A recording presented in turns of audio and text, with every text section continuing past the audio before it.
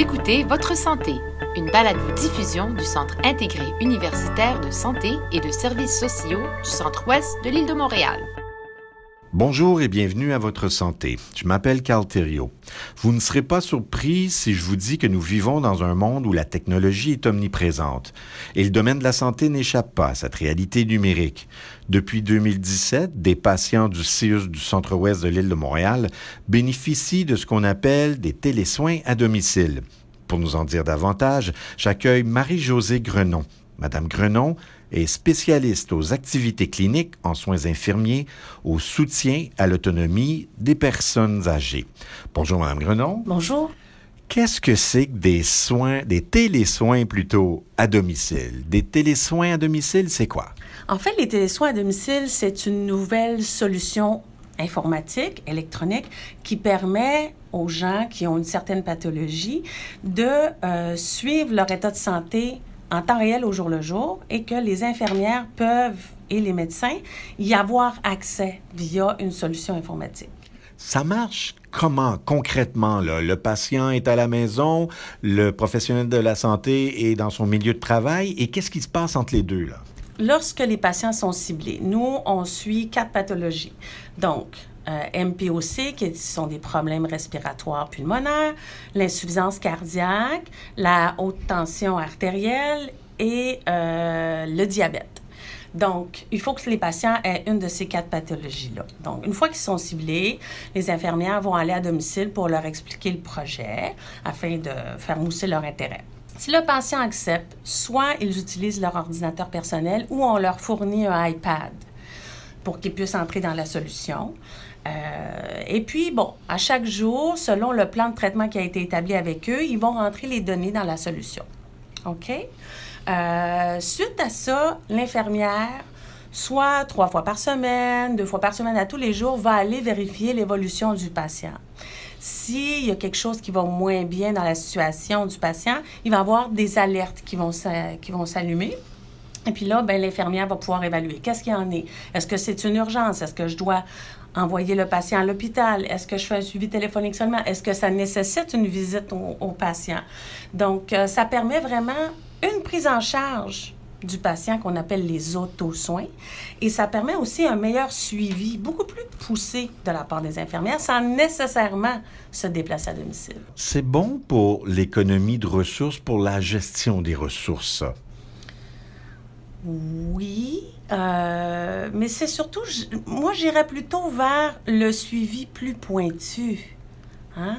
C'est vraiment ça. Oui, l'économie de ressources, mais vraiment un suivi plus pointu de la situation du patient sans nécessairement être obligé d'y aller et mettre ses déplacements vers d'autres qui en ont plus besoin. OK. De là, la meilleure gestion des ressources, là, c'est un peu ce que je voulais dire. Comment réagissent les patients quand vous leur proposez de fonctionner de cette façon-là? Bien, de 2 choses l'une. Soit on a des patients qui sont très, très enthousiastes ou on a des patients qui sont très, très réfractaires. C'est sûr que c'est des patients âgés, hein?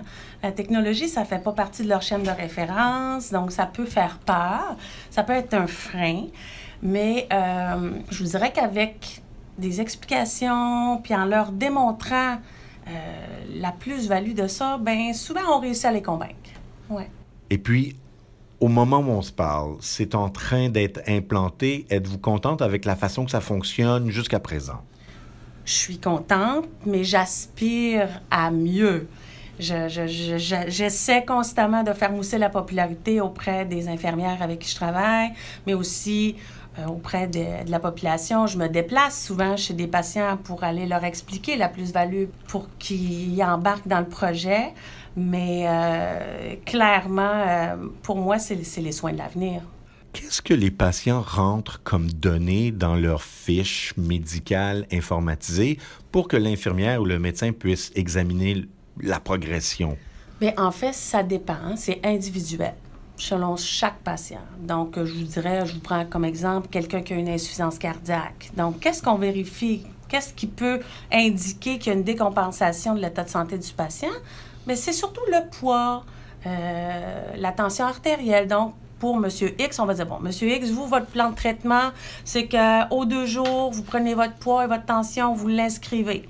On peut mettre des limites qui vont nous dire, bon, voici, si cette limite-là est dépassée, c'est une alarme, on doit faire une intervention. Alors, ça ressemble à ça. Pourquoi cette façon-là de faire? Vous avez vu beaucoup de avant, vous êtes en train de voir le pendant. Pourquoi c'est révolutionnaire de fonctionner comme ça maintenant?